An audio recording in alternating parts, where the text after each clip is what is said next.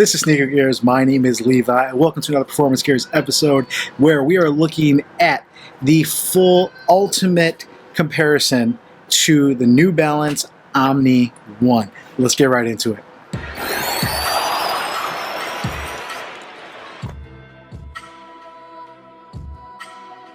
New Balance entering the basketball market, in my opinion, this is really their first attempt where they put a lot of time and money where, even though they've had basketball shoes before, not to this level where they put this amount of tech and engineering into it. So much like Puma just entering the market, and kind of your fringe players with Way of Wade and Peak and Anta, although those are bigger players, they're still very limited in the USA, so is New Balance. But honestly, this is probably the best one yet, and they hit a lot of things right. So let's get into not only a comparison, we want to look at similar shoes in the same price bracket, but also similar shoes as far as performance to give you guys a better idea.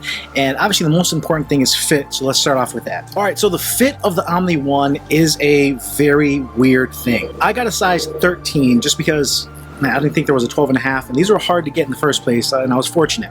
So a 12.5 might have fit me just right, and just to give you guys full comparison, I'm a 12 wide. So usually 12.5 fits me just right. The extra half-inch size gives me the width, it's not too much longer, and I'm okay. Definitely could not have done a 12. The width of where this strap is, you guys can see how it gets a little more narrow on the midfoot, and I have a wide midfoot. There's no way I could do that. Now, if you have a wide toe box, it does splay out quite a bit here. Now, tentatively, I would say, again, if you're a wide footer, and you know you are, go up that half size. But, and here's a big but, I went with 13, so obviously these are going to be a little bit big. It is what it is. The first probably 3 wears, it was just a really sloppy fit. So this is something I would definitely say I could do a size 12 lengthwise and be okay, but just the width wouldn't work for me. But if you go true to size, and you have a narrow foot and maybe even a normal foot, there's just a lot of volume here. I don't know if you guys can see the height of this, just in comparison, and I'll show you guys. This is a Curry 6.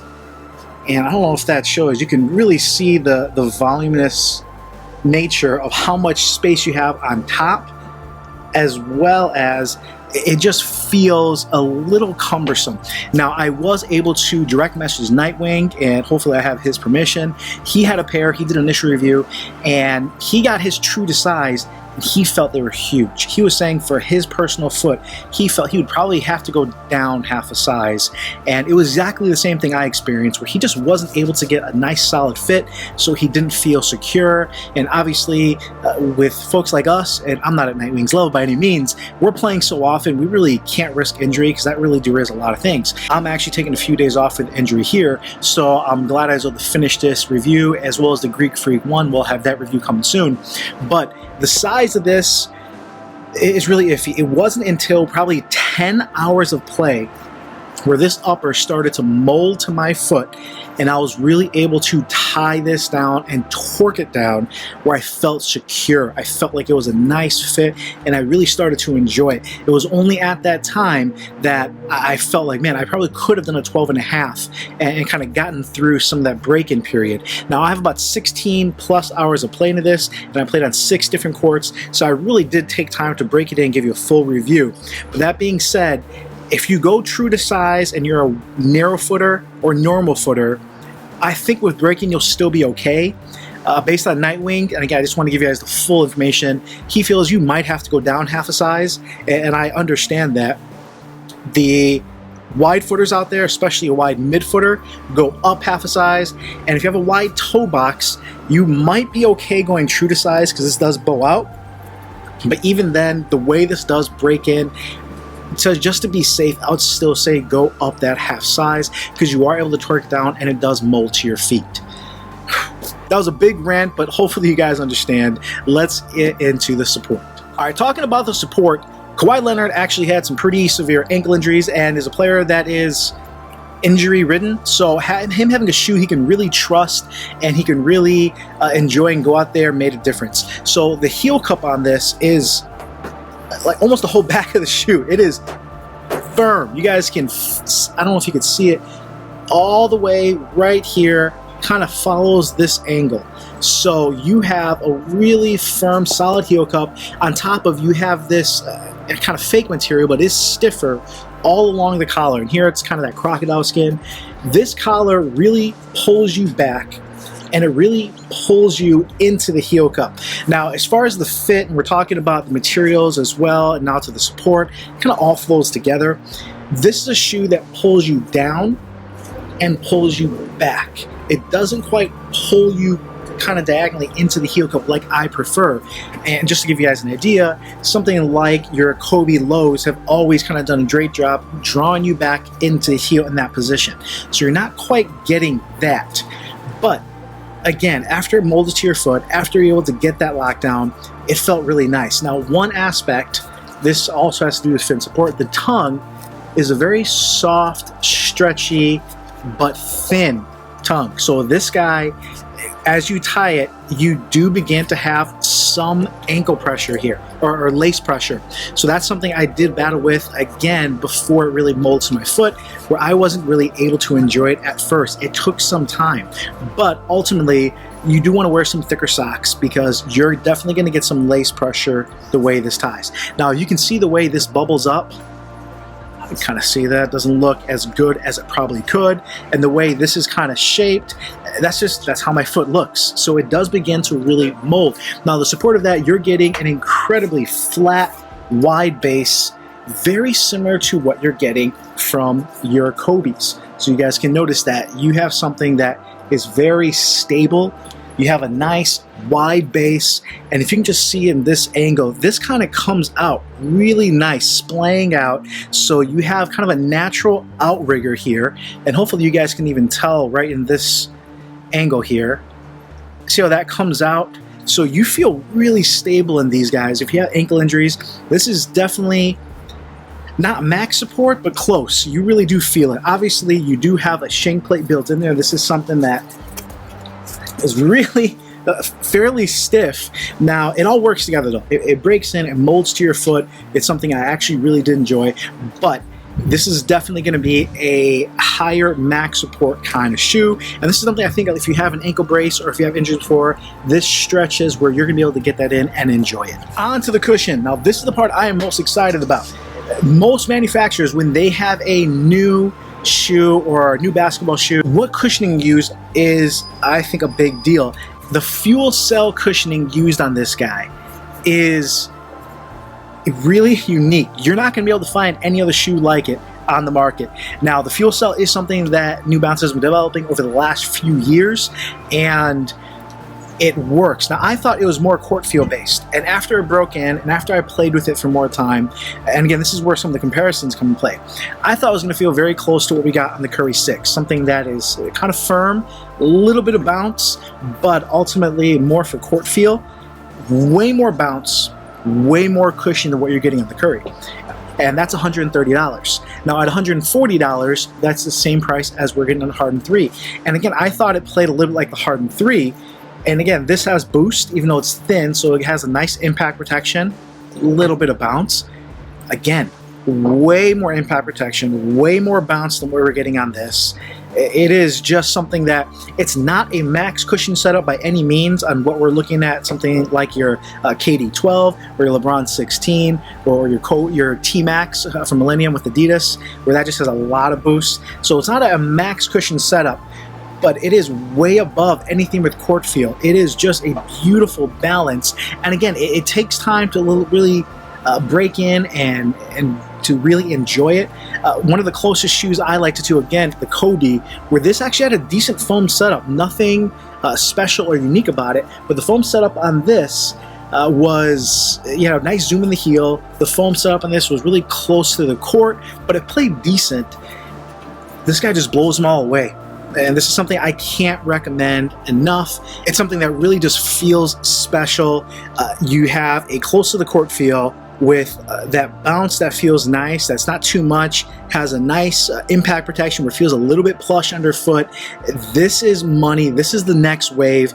Just as Adidas came out with Boost 5-6 years ago, guys, New Balance and Fuel, that's that next wave. They start using this. New Balance has a little bit more bravado in their marketing because this stuff is amazing. Now, just like Adidas, the first year of Boost, I don't know if you guys remember it, I actually had the very first Boost shoe. Adidas was very coy about it just because they couldn't make enough. And I feel like New Balance is in that realm where they can't make enough of these shoes. Obviously with the basketball version, but they have some amazing running shoes with this. And just to give you guys an idea, if you're not in the running world, the New Balance 5280 just broke the record for the fastest mile. Now obviously that's the runner, but those shoes are that good. This cushioning is legit. And if you're getting the shoe just for the cushioning, you're going to enjoy it. Whether you enjoy court feel, it's not too bouncy and too much plush. And if you want something really max cushion, this is not going to be something where it's going to be too little for you as well. It's a really nice balance that New Balance has something on their hands.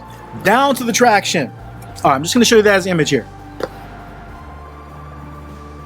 Thick, meaty herringbone. That's a Kobe, y'all. It's good. It's really good. This is translucent, so I fully expected this to slip or give out on any number of courts, and I didn't really trust it till really towards the end, hour 15, hour 16, almost 17, where the last couple courts I played on, I already knew, all right, I'm sticking to it, and it's clear. This is not supposed to work this well. I have the Dame 5 Lahims that have an incredibly similar setup. It's a clear, chunky herringbone, you guys can see here, and the Lahim just started to get good towards the end, and it's pretty good, but it's not great. I know the solid traction version, from all reports, have been great. The herringbone on this guy, because it's so thin, didn't even hold a candle to it. The amazing traction that we have on this guy, it really is good, but this starts to collect dust. I barely have to wipe on these guys. I mean, I bring out the Kobe because if anybody has played in any of the Kobe Pro Tour 1s, now the Kobe Pro Tour 4, where you have that thick herringbone that just works. It's great. It's going to last you. This is going to be similar to that, but better. This is elite status. This is some of the best traction on the market. It is, man, I'm impressed, guys. I'm trying to think of what it compares to. It's up there with the LeBron 16s and your Soldier 12s with that kind of wave bone pattern that they have. I'm trying to think. It's close, if not right there with the PG3. The traction on this has been unbelievable, and it's a shame the fit wasn't better out of the box. Now, just because if you have fit and you have traction, you're more than halfway there for a great shoe, but I think they really have a potentially great shoe. So let's wrap this up and let's talk about how it works together and compare it to the other shoes. All right, wrapping things up, New Balance really did a heck of a job. The upper is very high quality, so I don't want to dismay it for that. It feels well put together. It feels strong. This is something you can play outdoors with just the durability of it, the quality of the craftsmanship, as well as just the durability of the traction. It's just a well-built shoe that you feel like, man, I spent $140 and I'm getting something really nice for this. Now, for that same price point, the Hardened Volume 3 is right around that's $140, and this was an amazing shoe and still is. It's just available for around $80 now, and with the Hardened Volume 4 going with light strike foam, that just blows it out of the water. Just traction, the cushion. The only thing they can do much better is just dialing down that fit, and this is something, again, ideally I think my 12.5 would fit just right, and that's for me a 12 wide. And the break-in period, even though the width isn't quite right, I think the break-in would work.